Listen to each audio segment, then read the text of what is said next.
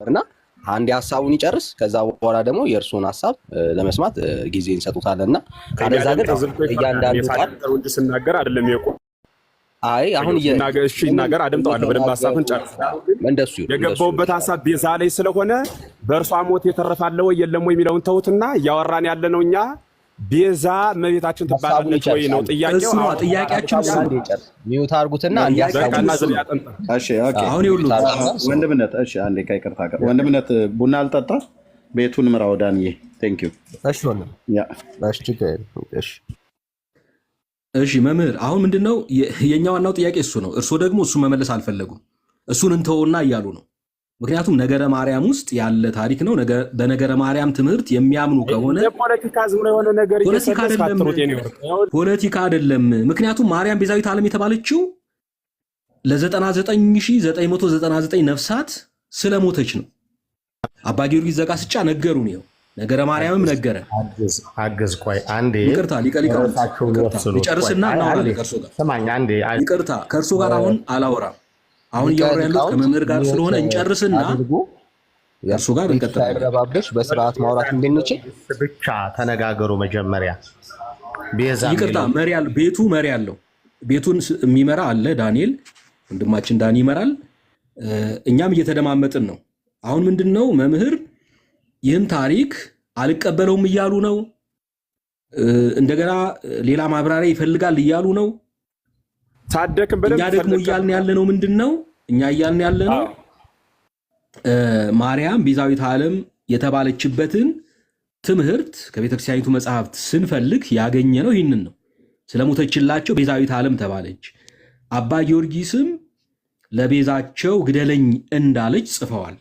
ስለዚህ ቤዛዊት ዓለም የምትባለው ከዚህ የተነሳ ነው የሚል ነው። እርሱ ይህንን ለምንድን ነው በትክክል ወይ አምነዋለሁ ካሉ ማብራራት ነው። ልክ አይደለም ካሉም ልክ አይደለም ይበሉንና ቤዛ የምትባለው ጌታን ስለወለደች ነው በሚለው እንያዝሉት። እሱ ነው እያልን ያለው። ለምን የብፁዕ አቡነ ገብርኤል ሐሳብ የዓለም ቤዛ አትባልም ሲሉ ከዚህ አንጻር እንደሆነ ግልጽ ነው። ምክንያቱም ቤዛ ሆኖ የሞተልን ክርስቶስ ነው ብሎ በግልጽ ተናግረዋል።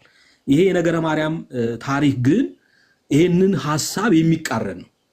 ስለዚህ ሁለቱን ማስታረቅ ስለሚኖርብን የነገረ ማርያምን ታሪክ አይቀበሉትም ወይ ነው የኔ ጥያቄ። ለምን ለማትቀበለኝ? ቆይ እኔን ለምን 1 ሚኒት እኔን አስተናግደኝ 1 ደቂቃ።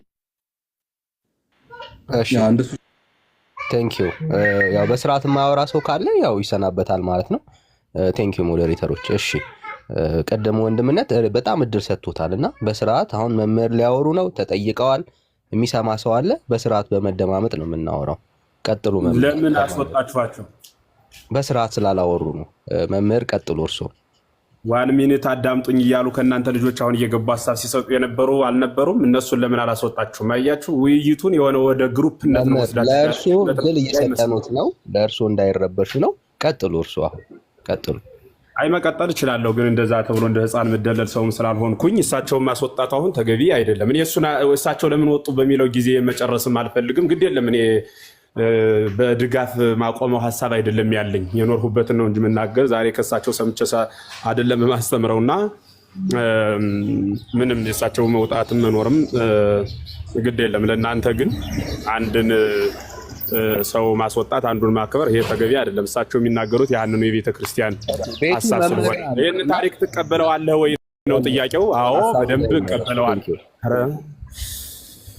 ወይ የእናንተ ችግሩ ያው መናገሪያችሁና መስሚያችሁ አንድ መሆኑን ሳስብ በጣም ይጨንቃል። እግዚአብሔር በሚያውቅ ሐሳብ ትሰጡና ሐሳብ ሲመልሱላችሁ በዛው ደግሞ አብሮ መናገር ከዛ እናንተን ዝም በሉ ስንል ያው ስንንጫጫ የኩታራ ሰፈር ይሆናል ማለት ነው። እሱን ታውታው ልትቀበለዋለህ ወይ?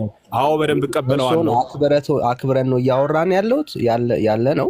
በስርዓት አክብረው ያወሩ። ለእርሱ ጊዜ እያወራው ነው። ግን አንድ ሰው ጋር ነው ማወራው አይደል? እንዴ 10 ምትሆኑ ለምንድን ነው የማወራው? አንድ ሰው ጋር ነው በቃ አግዛቸው ነው ማን የሚባል ሰው ጋር አይደል ማወራ ያ። ስለዚህ ሌላ ሐሳብ ቤቱን አሁን ሐሳብ ላይ ቀጥሉ መምህር ቀጥሉ። ለአንተ ምተው ሐሳብ የለኝም። የመጣኝና ሐሳብ ሁሉ አንተን በማይነካ መልክ ሐሳቤን እናገራለሁ እያልኩ ያለሁት አንድ ሰው ጋር አወራለሁ፣ እሱ ጋር አወራለሁ። ቲክታኩ ከሆነ የገባሁት በስልኬ ነው፣ የገባሁት በስልክ ነው። ያገናኘን ሌላ ባለቤት ሶሻል እንጂ የሆነ አንድ ሰው የሚያስወጣበት አንድ ሰው የሚያስገባበት ይሄ እንትን አይደለም። ስለዚህ አስገብታችሁ አልስባችሁ ማወራ አንድ ሰው ጋር ነው።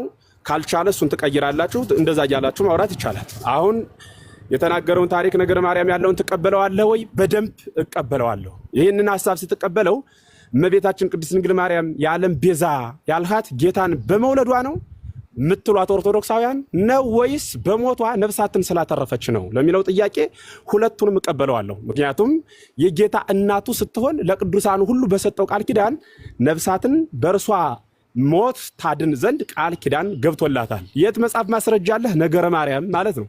ከኔ በፊት የነበሩ በ3ኛው መቶ ክፍለ ዘመን ያሉ አበው ጽፈው ቀምመው እንደኔ በእውቀት ሳይሆን በቅድስና ተራቀው ያስቀመጡት መጽሐፍ ስለሆነ እርሱን መጽሐፍ እቀበላለሁ፣ በእርሱ በኩል ሄዳለሁ ማለት ነው። ግልጽ ነው ሐሳቤ። ታዲያ መጀመሪያ አልጠቀሱትም እኮ አሁን ይህን መጽሐፍ የማርያምን ቤዛዊት ዓለምነት የሚተርከው ይህ መጽሐፍ ነበረ። እርሱን ሳይጠቅሱ ነው ስለወለደችው ወደሚለው የሄዱት እና ከዛ አንፃር ነው የሚያነሳልኝ ነው ማለት ስለምፈልግ እንደምጠቅሰው ስላገበኝ ያኔ እነግርሃለሁ ብዬ ነው የቆየው። ጥሩ እሺ። ስለዚህ አቡነ ገብርኤል እንግዲህ ያሉት ቤዛ አትባልም ነው ከዚህ አንፃር። ምክንያቱም መጽሐፍ ቅዱስ ስለ ሰዎች ሁሉ ቤዛ ሆኖ የሞተው ክርስቶስ እንደሆነ በግልጽ ይናገራል። ጥቅስ መጥቀስ ሳያስፈልገን ቤዛ ነው ኢየሱስ ክርስቶስ ብቻ ነው። አድምጠኝ። ስለ ሰዎች ሁሉ የሞተው ኢየሱስ ክርስቶስ ብቻ ለመሆኑ ማስረጃህን ንገረኝ። ሌላ አለ የሞተ? መቼም እግዚአብሔር አንድያ ልጁን ላከ እያልሁ አይደለም ለመሆኑ ንገረኝ አልኩ። ማስረጃ እንጂ ሌላ ሰው ይሞታል አልኩኝ እኔ። ማስረጃ ንገረኝ ነው። በቃ እሱ ነው የሞተው። እግዚአብሔር አንድያ ልጁን ላከ፣ አንድያ ልጁ ስለ ኃጢአተኞች ሞተ አይደል? ማስረጃ እሱ በቀር ብቻ የሚል ማስረጃ ሳይ አንዴ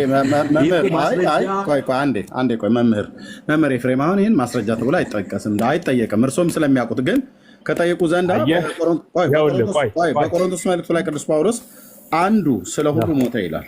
አንዱ ስለ ሁሉ ሞተ ይላል።